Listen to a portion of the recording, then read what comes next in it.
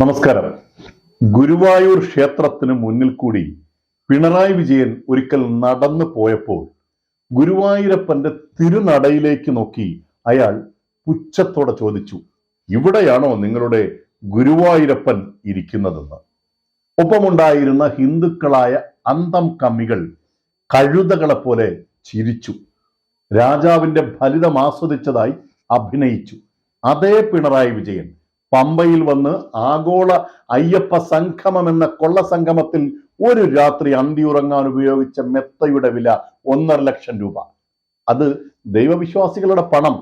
ലാവലിനും സ്വർണ്ണക്കടത്തുമൊക്കെ ബലപ്പെട്ടപ്പോൾ ഇതേ പിണറായിയുടെ മകൾ കേരളത്തിന് പുറത്തുള്ള സർവക്ഷേത്രങ്ങളിലും ഓടി നടന്ന് അച്ഛൻ സഖാവിന് വേണ്ടി ശത്രുസംഹാര പൂജയും രക്തപുഷ്പാഞ്ജലിയും ഒക്കെ നടത്തിയത് വിശ്വാസ വിപ്ലവത്തിന്റെ മറ്റൊരു വശം.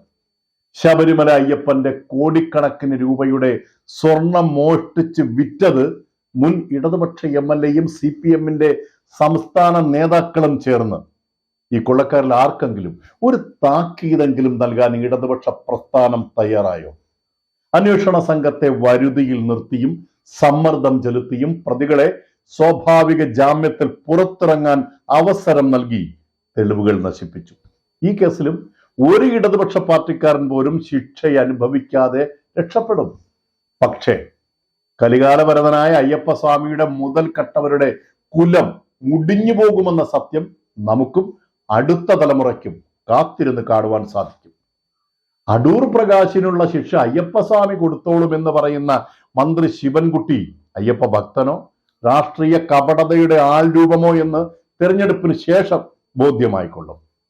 പിണറായി രാജാവിന് ഒരു രാത്രി അന്തിയുറങ്ങാൻ ലക്ഷങ്ങളുടെ സപ്രപഞ്ച കട്ടിൽ, ഇത് കൂടാതെ കപടഭക്തർക്ക് ഭാവി അഴിമതി സ്വപ്നം കണ്ടുറങ്ങാൻ 150 കട്ടിലിന്റെ കാശ് എഴുതിയെടുത്ത് വാങ്ങിയ 100 കട്ടിലുകൾ വേറെ, സർവാഡംബരങ്ങളും ത്യജിച്ച് എളിമയോടെ ജീവിക്കുവാൻ വഴികാട്ടിയായി മാറിയ അയ്യപ്പസ്വാമിയുടെ പേരിൽ നടത്തിയ ആഗോള അയ്യപ്പ സംഗമം എന്ന പഞ്ചനക്ഷത്ര സുഖക്കൂട്ടായ്മയിൽ വന്ന നിരീശ്വരവാദികൾക്ക് സുഖമായി ഉറങ്ങാൻ പഞ്ചനക്ഷത്ര ഹോട്ടൽ മുറികൾ നൽകിയതങ്ങ് കോട്ടയം കുമരകത്ത്.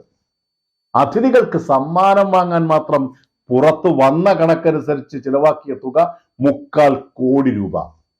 ശബരിമലയിൽ അയ്യപ്പ ഭക്തർക്ക് ഭക്ഷണം കഞ്ഞി നൽകുമ്പോൾ ആഗോള അയ്യപ്പ സംഗമത്തിലെ യുക്തിവാദികൾക്ക് ഒരു നേരം ഒരാൾക്ക് മൃഷ്ടാനം വിഴുങ്ങുവാൻ ചിലവ് 5000-ലധികം രൂപ. ഇല്ലാത്ത ഭജൻസിന്റെ പേരിൽ അടിച്ചുമാറ്റിയ ലക്ഷങ്ങൾ വേറെ. ഇതൊക്കെ സർക്കാർ തന്നെ നിയോഗിച്ച ഓഡിറ്ററുടെ റിപ്പോർട്ട് കണക്കുകളാണ്. അപ്പോൾ പുറത്ത് യഥാർത്ഥത്തിൽ വരാനിരിക്കുന്നത് ഇതിലും എത്രയധികം കൂടുതലായിരിക്കും. ഇത്രയധികം കേരളത്തിലെ ഹൈന്ദവരെ കൊള്ളയടിച്ചിട്ടും ക്ഷേത്ര ആചാരങ്ങൾ മുഴുവൻ തകർത്തിട്ടും കേരളത്തിലെ ഒട്ടുമിക്ക ക്ഷേത്രങ്ങളിലും ട്രസ്റ്റ് പ്രസിഡന്റായും സെക്രട്ടറിയുമൊക്കെ ആയി ഇതേ ഇടതുപക്ഷക്കാരാണ് എന്നത് എത്ര അപമാനകരമാണ്. ആഗോള അയ്യപ്പ സംഗമം എന്ന അഴിമതി മേളയിൽ സ്വാമി അയ്യപ്പന്റെ വ്യക്തമായ ഒരു ചിത്രം പോലും വെക്കാത്ത പിണറായി വിജയന്റെ പരസ്യ ചിത്രങ്ങൾ കണ്ട് മലയാള ദേശം തന്നെ വെറുത്തുപോയിരിക്കുന്നു. പത്രങ്ങൾ തുറക്കാൻ നിവർത്തിയില്ല. റോഡിലിറങ്ങിയാൽ 4 നില കെട്ടിടത്തിന്റെ ഉയരത്തിൽ പിണറായി ഫ്ലക്സുകൾ. KSRTC ബസ്സിൽ വാഹനത്തിന്റെ നമ്പർ പോലും മറച്ചാണ് പിണറായി പടങ്ങളും സ്തുതിവചനങ്ങളും ഇങ്ങനെ എഴുതി പിടിപ്പിച്ചിരിക്കുന്നത്. ആ നുണവാചകങ്ങൾ കണ്ടാൽ സത്യത്തിൽ വല്ലാത്ത അറപ്പ് തോന്നും. ഒരു ഇസ്ലാമിക ആരാധനാലയത്തിന് മുന്നിൽ എത്തുമ്പോൾ ഇടതുപക്ഷ വിശ്വാസികളായ മുസ്ലിങ്ങളെ നോക്കി നിങ്ങളുടെ അള്ളാഹു ഇവിടെ ഉണ്ടോ എന്ന് പരിഹസിച്ച് ചോദിക്കാൻ ധൈര്യം കാണിക്കുമോ പിണറായി സാർ? വരുന്ന തെരഞ്ഞെടുപ്പിൽ LDF ദയനീയമായി തോൽക്കും. അത് കോൺഗ്രസിന്റെ പ്രതിപക്ഷ പ്രവർത്തന മികവ് കൊണ്ടല്ല. അയ്യപ്പസ്വാമിയുടെ പേരിൽ നടത്തിയ കപട ആത്മീയ സമ്മേളനത്തിലെ ധൂർത്ത്, ഭഗവാന്റെ കോടിക്കണക്കിന് രൂപയുടെ മുതൽ കൊള്ളയടിച്ചത്, ഇതിനൊക്കെ അയ്യപ്പസ്വാമി ഇടതുപക്ഷ വിശ്വാസികളായ ഹൈന്ദവരിലൂടെ തിരിച്ചടി നൽകും. ആത്മാഭിമാനമുള്ള ഒരു ഹിന്ദുവും ഇടതുപക്ഷത്തിന് ഇനി വോട്ട് ചെയ്യില്ല. തദ്ദേശ സ്വയംഭരണ സ്ഥാപനത്തിൽ നിങ്ങൾ നേരിട്ട കൂറ്റൻ പരാജയത്തിനേക്കാൾ ഭീകരമായ തോൽവി വരുന്ന നിയമസഭാ ഇലക്ഷനിൽ ഉണ്ടാകും. ഒരിക്കലും തിരിച്ചു വരാൻ കഴിയാത്ത വിധം അയ്യപ്പ ഭക്തരുടെ ശാപം നിങ്ങളുടെ പരാജയത്തിന് കാരണമാവുക തന്നെ ചെയ്യും. സ്വാമി ശരണം.